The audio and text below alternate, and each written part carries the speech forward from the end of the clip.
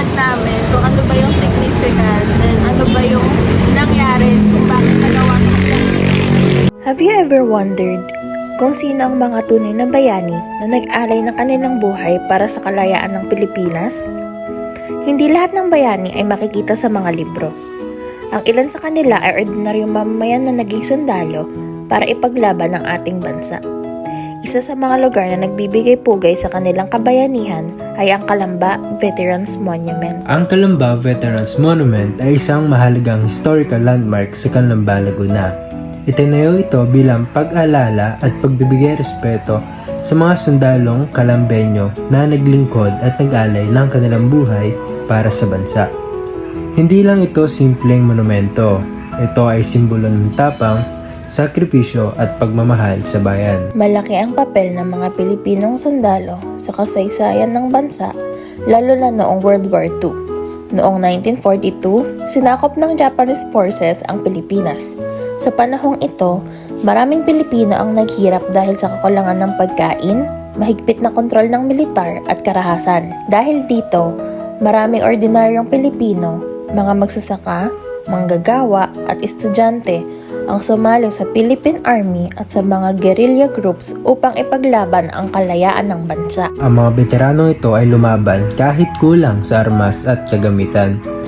Ngunit dahil sa kanilang katapangan at determinasyon, nakatulong sila sa pagpapalaya ng Pilipinas mula sa pananakop.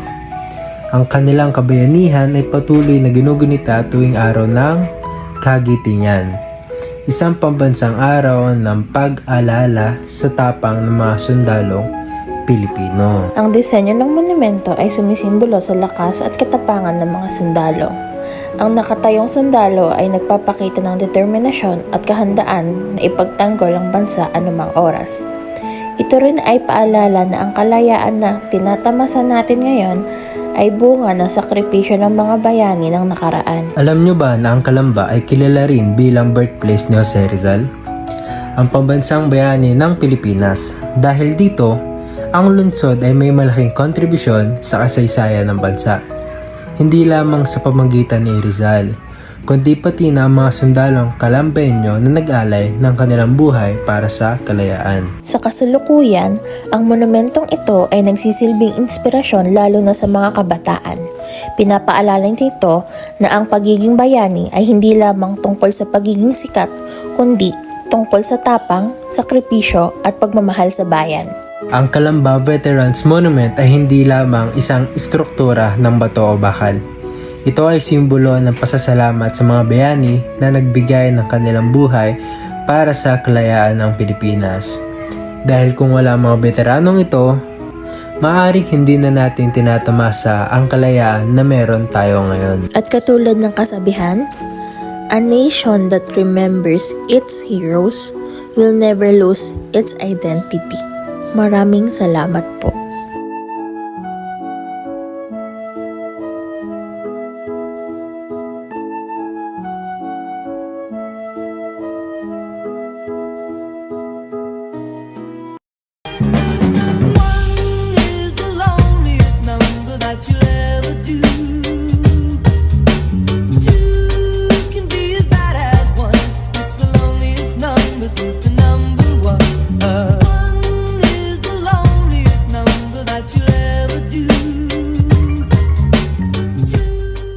As you can see behind me, there are students recording videos and I believe they are creating a historical video about the Calamba Veterans Monument.